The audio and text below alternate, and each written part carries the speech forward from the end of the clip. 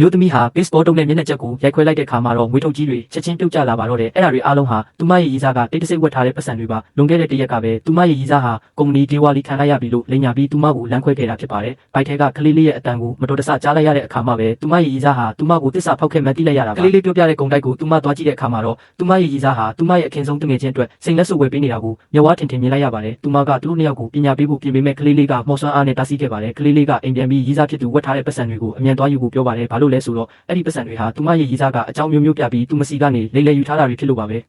ဒါကြောင့်အမျိုးသမီးဟာအိမ်ကိုချက်ချင်းပြန်လာပြီးမျက်နှာချက်ကိုတုံးနဲ့ရိုက်ခွဲလိုက်ပါတယ်ပြုတ်ကျလာတဲ့ပတ်စံတွေကိုခီးဆောင်အိတ်ထဲအမြန်ထည့်နေတော့မှပဲတကားဖွင့်တန်ကြားလိုက်ရပါတယ်သူမရဲ့ရည်စားဟာသူမတငယ်ချင်းနဲ့အတူအိမ်ကိုပြန်ရောက်လာတာပါကံကောင်းတာကသူတို့သူမကိုသတိမထားမိကြပါဘူးရည်စားဖြစ်သူအိတ်ခန်းထဲဝင်လာတဲ့အခါမှာတော့အခန်းထဲမှာရှုပ်ပွားနေပြီးမျက်နှာချက်ထဲကပတ်စံတွေအားလုံးလည်းအမျိုးသမီးယူသွားပြီဆိုတာကိုတွေ့လိုက်ရပါတော့တယ်အမျိုးသမီးကအယမ်းပျော်နေပေမဲ့ကလေးလေးကတော့ဒါထက်ပိုပြီးအံ့ဩစရာကောင်းတာရှိသေးတယ်လို့ဆိုပါတယ်ရည်စားဖြစ်သူဒေဝါလီခံပြီးလို့လိန်ပြောထားတဲ့ကုမ္ပဏီရဲ့ share တွေအားလုံးကို store ဈေးကွက်မှာလိုက်ဝယ်ဖို့သူမကိုခိုင်းပါတယ်အမှန်တော့အဲ့ဒီကုမ္ပဏီဟာအမြဲတမ်းအမျက်ထွက်နေတာဖြစ်ပြီးသူမရဲ့ရည်စားကပိုင်ဆိုင်မှုတွေကိုတိတ်တဆိတ်လွှဲပြောင်းကပတ်စံမရှိသလိုဟန်ဆောင်ထားတာပါအမျိုးသမီးဟာကလေးလေးခိုင်းတဲ့အတိုင်းအဲ့ဒီကုမ္ပဏီရဲ့ share အမြောက်များကိုဝယ်ယူခဲ့ပါတယ်မထင်မှတ်ပဲအဲ့ဒီမှာသူမရဲ့အထက်တန်းကျောင်းတုန်းကအတန်းဖော်တယောက်နဲ့ဆုံခဲ့ပါတယ်အဲ့ဒီအမျိုးသားကသူမမှာကိုဝင်ရှိနေတာကိုသတိထားမိပြီးဘာလို့ရည်စားကဘေးနားမှာဂယုမဆိုင်ပေးတာလဲလို့မေးပါတယ်အမျိုးသမီးကသူမရည်စားနဲ့လမ်းခွဲလိုက်ပြီးဖြစ်ကြောင်းပြောပြပါတယ်အဲ့ဒီအချိန်မှာအမျိုးသားကပြင်းပြင်းထန်ထန်ချောင်းဆိုးပါတော့တယ်ကျောင်းတုန်းကလေးကသူ့ကျမ်းမာရေးမကောင်းတာကိုသတိရသွားတဲ့အမျိုးသမီးကသူ့ကိုအိမ်ထိလိုက်ပို့ပေးမယ်လို့ကမ်းလှမ်းပါတယ်အမျိုးသားကလည်းသူ့ရဲ့လက်ထောက်ကိုဒီကိုမလာဖို့တိတ်တဆိတ်တားမြစ်လိုက်ပြီးသူမလိုက်ပို့တာကိုဝမ်းသာအားရသဘောတူလိုက်ပါတယ်တကယ်တော့သူ့ရင်ထဲမှာပျော်ရွှင်မှုတွေနဲ့ပြည့်နေနေတာပါသူဟာသူမကိုအစကတည်းကတစ်ဖက်သက်ချစ်နေခဲ့တာဖြစ်ပါတယ်လွန်ခဲ့တဲ့9နှစ်ကတည်းကသူမကိုမြင်မြင်ချင်းချစ်မိခဲ့ပေမဲ့သူမမှာရည်စားရှိနေမှန်းသိတာကြောင့်အဲ့ဒီအချစ်ကိုရင်ထဲမှာပဲနက်နက်ရှိုင်းရှိုင်းမြုပ်နှံထားခဲ့ရတာပါအခုတော့သူမလမ်းခွဲလိုက်ပြီဆိုတာကိုသိရတဲ့အတွက်သူ့အတွက်အခွင့်အရေးရပြီလို့သူတွေးလိုက်ပါတယ်သူ့အိမ်ကိုရောက်တဲ့အခါမှာတော့အိမ်ကြီးကအရန်ကျယ်လွန်းတာကြောင့်